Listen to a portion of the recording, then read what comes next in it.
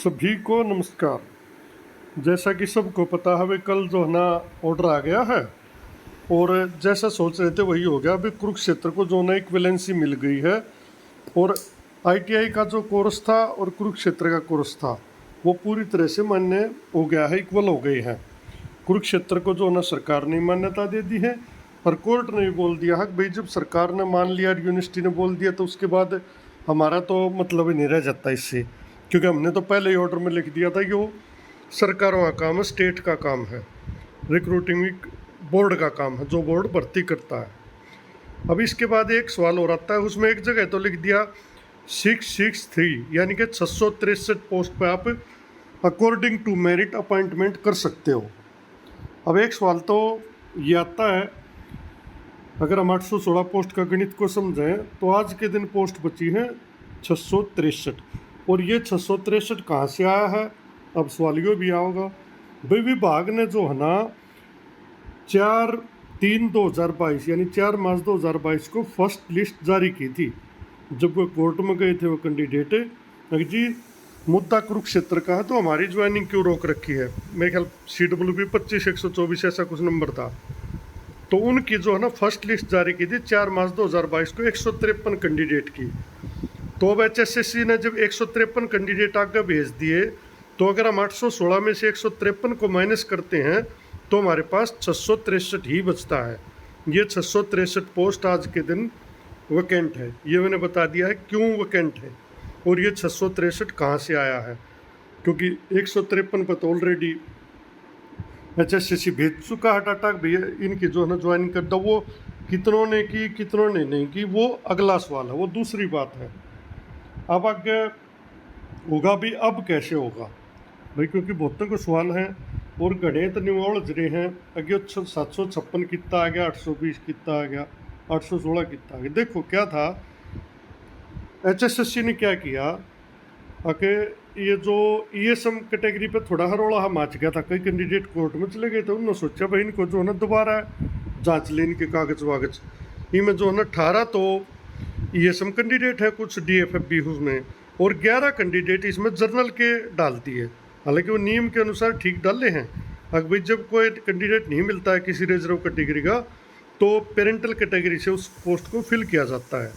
चलो वो 11 भी डल के 29 भी हो गए, और कुछ OSP वगैरह कैंडिडेट मिला के सारे टोटल ये संख्या होती है 46 भाई। अब अगर आप देखोगे 46 तो ये बच गए, प्लस में 14 रहेगी BCA की, 46 + 14 हो गए भाई 60 होते हैं कि नहीं। और 756 की लिस्ट ऑलरेडी भेज दी इन्होंने। 756 + 14 + 46 = 816। तो ये डाटा तो है, ये 756 आ चुके हैं, 60 अभी HSSC के पास है, 14 पोस्ट का भी रिजल्ट नहीं आया है। अब वो 820 क्यों था? HSSC ने क्या किया, 4 कैंडिडेट ऐसे थे जिनके जो ना डॉक्यूमेंट अटैच नहीं हुए थे, यानी वो नहीं गए होंगे किसी भी तरह से, लेकिन होंगे, उनको क्या करा वेटिंग में डाल के और उनको आगे कर दिया। तो वो जो है ना 64 की वेटिंग होगी वह। अब वो 64 वेटिंग में से भी ज्वाइन कई साथी कर चुके हैं, और जो ESM इसमें भी 46 में से लगभग 6 कैंडिडेट ज्वाइन कर चुके हैं, यानी ESM बच्चे आज के दिन 40, जो मेरा डाटा है। बाकी एक आधी इधर उधर हो सके है। तो अब हम कैसे समझेंगे? देखो पोस्ट बची है आज के दिन विभाग के पास 663। अब इसमें 613 तो हो गए भाई मेन लिस्ट के कैंडिडेट, जो 756 वाली में ऑलरेडी आगे थे, उनमें से एक भी ज्वाइन नहीं हुआ है। तो अकॉर्डिंग टू मेरिट पहले तो होंगे ये 613 मेन लिस्ट के कैंडिडेट ज्वाइन भाई। यहाँ तक बात समझ में आ गई होगी। अब हमारे पास बच गई पोस्ट 50, क्योंकि 663 थी, 613 गए, पोस्ट रहेगी 50 भाई। अब 50 पोस्टों पर क्या होगा हमारा? पहला तो ये 14 पोस्ट का रिजल्ट होगा, 14 कैंडिडेट तो वो मिल गए। अब और 40 के लगभग कैंडिडेट बचते हैं ESM, यानी कैंडिडेट हो गए 54, जो मेरे हिसाब से हैं। एक आध ऊपर तला हो सका है भाई, क्योंकि ये सब मेरे ख्याल से 6 ज्वाइन करे हैं जो मेरे पास आई बात। तो 40 + 14 54 बच गए, सीट है 50। एक जूता अड़े बाज लेगा भाई। लेकिन ये ज्वाइन क्यों कर जाएंगे? क्योंकि बहुत से कैंडिडेट इसमें से 20, 30, 40 ऐसे भी हैं जो ज्वाइन नहीं करेंगे। अब यहाँ तक का तो गणित मेरे ख्याल सबको समझ में आ गया होगा। 613 मेन लिस्ट के कैंडिडेट स्क्रीन पर भी देख लो, लिख भी लिया। अगर इसमें 14 BCA को मिला देते हो जाते हैं 627। अब इसमें ESM DFF OSP के 40 कैंडिडेट मिला दे तो हो जाते हैं 667, यानी कि 4 ऊपर ही जाते हैं। जो वैकेंट पोजीशन है 663, उससे ये भी 4 ऊपर जाते हैं। अब कई जगह ये चल रहा है कि कोर्ट ने वेटिंग को परमिशन दे, भाई वेटिंग को दी है, लेकिन ये थोड़ी कहा कि आप मेरिट वालों को काट के ऊपर आपको ज्वाइन किया जाएगा। ना ना ना, वो तो फिर गलत रूप से पढ़ा जाएगा उस बात को। वेटिंग आती है जब, देखो बुरा मानने की बात नहीं है, ये जो रियल तथ्य है। वेटिंग आती है मेन लिस्ट के बाद। नियम क्या होता है, पहले 816 पोस्ट भरी जाएंगी, 816 कैंडिडेट आगे आएंगे। अब विभाग ये देखेगा महीने 2 महीने पश्चात भाई कितने कैंडिडेट ने ज्वाइन नहीं किया 816 में से। मान लीजिए 816 में से 30 ने ज्वाइन नहीं कराया भाई, तो पोस्ट विभाग के पास बच गई 30। तो विभाग क्या करता है, जो वेटिंग लिस्ट में ऊपर में उसमें तो ऊपर ले 30 उठा लेगा और उनका ऑर्डर फिर से जारी कर देगा।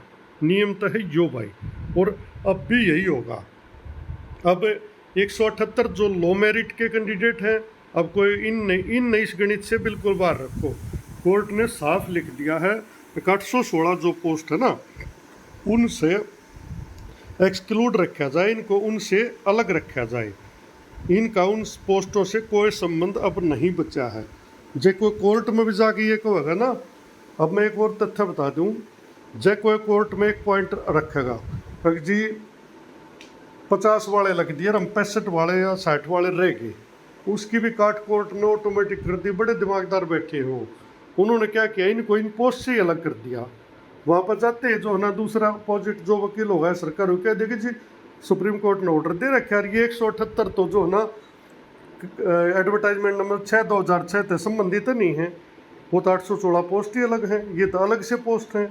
ये तो TGT कन्वर्टेड है, TGT 8 की जो कन्वर्ट की थी, इनका 816 से कोई संबंध नहीं है।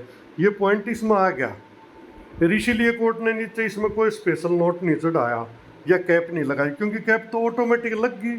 जब वो आदमी बाहर काट दिए तो कैप पे ख़त्म हो गई, रोड़ा ख़त्म हो गया। तो यह बात मेरे ख्याल में तो मोटी मोटी समझ में आ जाएगी कि वो चीज़ जो 178 का उदाहरण बनाना चाहते थे ना, वो उदाहरण अब इस वे में नहीं बन रहा है। बाकी तो देखो वकील बताओगे, लेकिन वो नहीं बन रहा है क्योंकि वो पोस्ट बिल्कुल एक्सक्लूड कर दी।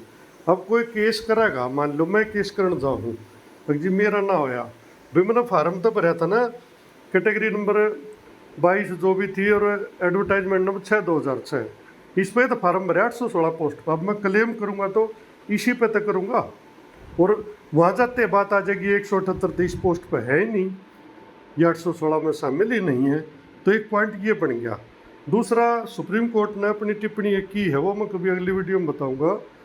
अभी जो सिलेक्ट लिस्ट में नहीं है या वेट लिस्ट में नहीं है, उनकी तो जो है ना कोई भी जो रिट पिटीशन थी सभी डिसमिस की गई हैं, उनको डिनाइड किया गया है इंटरवेंशन से। अगर उनको जो है इंटरफेयर से इनकार कर दिया है कोर्ट ने। कोर्ट में सीधा आपने वो वीडियो भी सुनी होगी, एक ही मत था कि आप सेलेक्ट लिस्ट में हो या नहीं हो। अब सीधा सीधा गणित ये रह गया, 816 न्यू की न्यू पोस्ट रहेगी, लो मेरिट को बाहर करो, इनका जिक्र नहीं। 816 में तो 756 का रिजल्ट आ चुका है, 60 का के 14 का आना बाकी है, और 46 कैंडिडेट वहाँ पे हैं। वो अब यहाँ पे DSC में आएंगे, उसके बाद जो नए कैंडिडेट हो जाएंगे 667। अब उसमें से कितने ज्वाइन होते हैं कितने नहीं होते हैं वो अगला मैटर है। उसके बाद नंबर आओगा भाई वेटिंग का।